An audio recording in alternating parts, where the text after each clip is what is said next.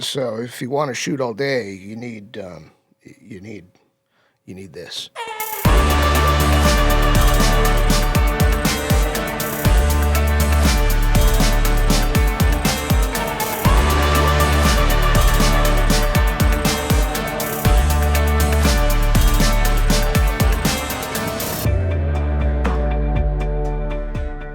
There's been a lot of chatter lately, especially in Facebook groups, and a lot of postings of guys who are looking to get rid of their Canon R5C.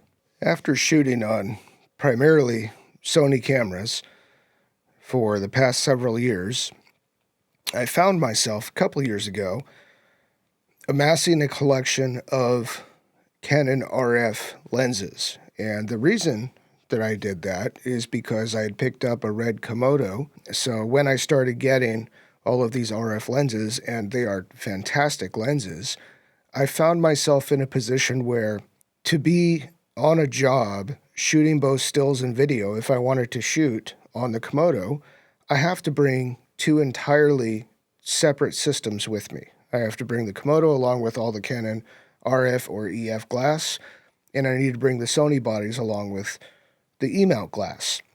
After a while, I realized that I had a complete enough RF lens system that I could, if finding the right Canon body, swap over just all to Canon and Red that use the same lenses. And so that would take a lot of gear out of the van. It would create some more simplicity as far as my loadouts are concerned.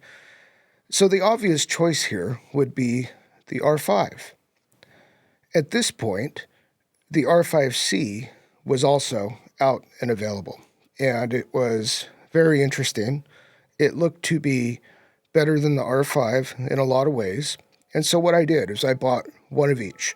I bought an R5 and I bought an R5C with the intent to use them side by side along with the Sony bodies for a couple months to see what I liked, and if I could actually use the Canons instead of the Sonys for all of my stills work.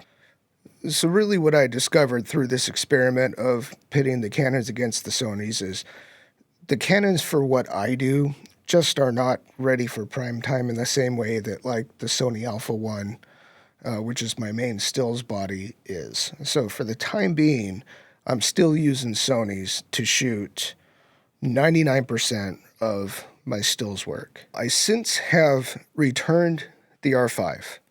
But why do I say that the R5C sucks, but I'm going to keep it anyway? It's the same as the R5 that I can tell in every way, except it doesn't have IBIS. But other than that, as far as the stills capability goes, it's a wonderful camera. The differences really become vast once you go into the video mode. Starting with the least egregious first, the R5C does not have IBIS, where the R5 does have IBIS. Now, I'm saying that's the least egregious because I know that there are a lot of video shooters, I'm actually one of them a lot of the time, don't prefer to have stabilization in the camera body. Nonetheless, it's something that the R5C is looked at as being inferior to the R5 in that way.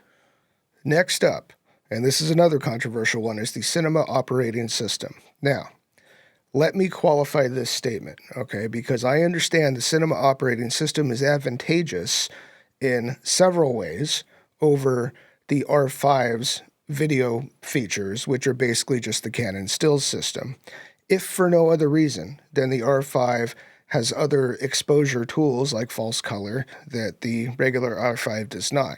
However, the reason that the cinema system is so problematic is really twofold.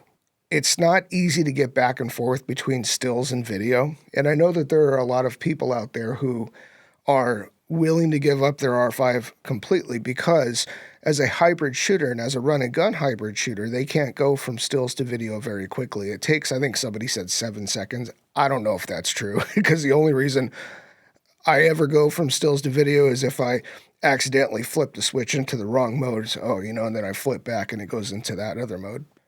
So kind of piggybacking along, you do not have wireless connectivity in the R5C in any video mode unless you buy a $1,000 battery grip, a Wi-Fi battery grip that doesn't even function as a battery grip because only one of the two batteries in it is still powering the camera. 8K 60 in RAW. I mean, that's cool. Good luck. And that brings us to the big one, the one that everybody knew was coming. Oh boy. If you want to shoot video on the R5C, you're going to need a couple batteries. Let me show you. You'll definitely need a couple of these and probably one of these bigger bricks like this, maybe one of those. And let's see what else. Oh, a V mount. You might need a V mount. Well, let's put this here because we have, a couple more V mounts. Let's see. I think I'm up to about an hour now of. Then I'll make another couple. So if you want to shoot all day, you need this. Having said all of that, there is one very important reason that I am going to keep the R5C. And that reason is because my return window with B&H has expired. Stay thirsty, my friends.